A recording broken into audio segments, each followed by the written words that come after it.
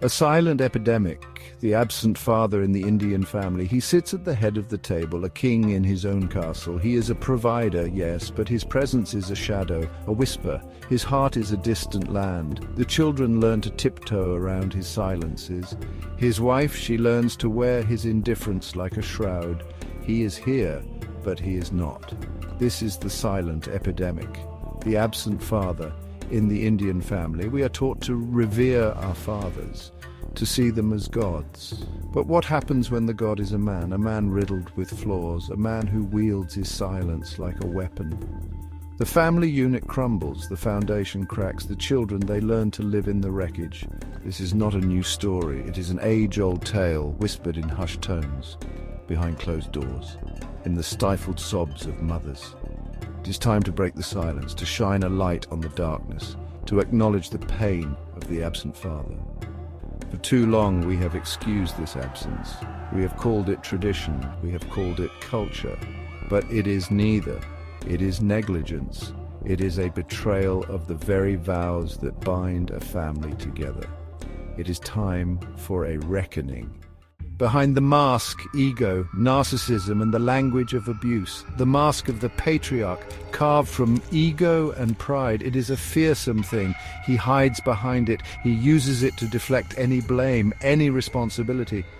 His words are laced with a quiet violence, a subtle undermining of her worth. Gaslighting, they call it now.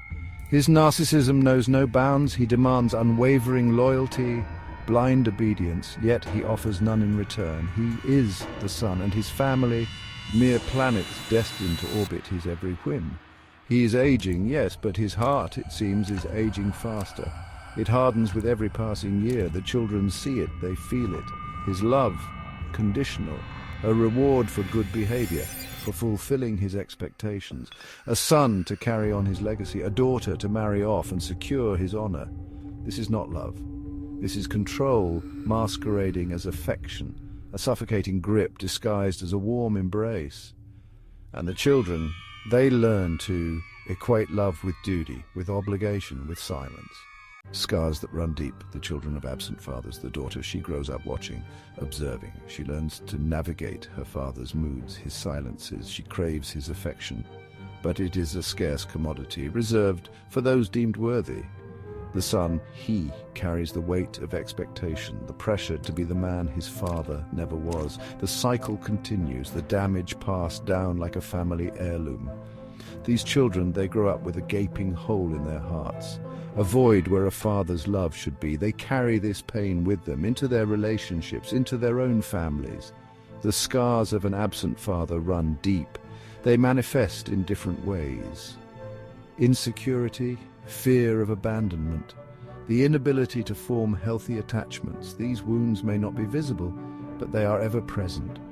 A constant reminder of the love that was promised but never truly given. A daughter's silence when love becomes rejection. She remembers his promises, vague whispers of a future where she would be cherished, protected, but promises made with a closed heart are as empty as the silences that followed.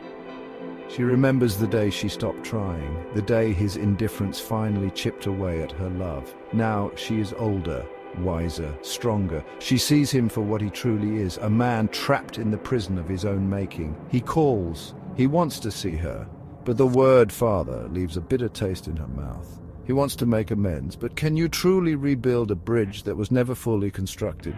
He tells her he wants his legacy to live on. He wanted a son. He talks about assets, about dividing them in exchange for full custody. He didn't understand. He never did. It wasn't about the money. It never was. It was about her childhood, her mother, working multiple jobs, her savings depleted. It was about the sacrifices made, the love he never saw. The phone call ends. The silence this time is hers.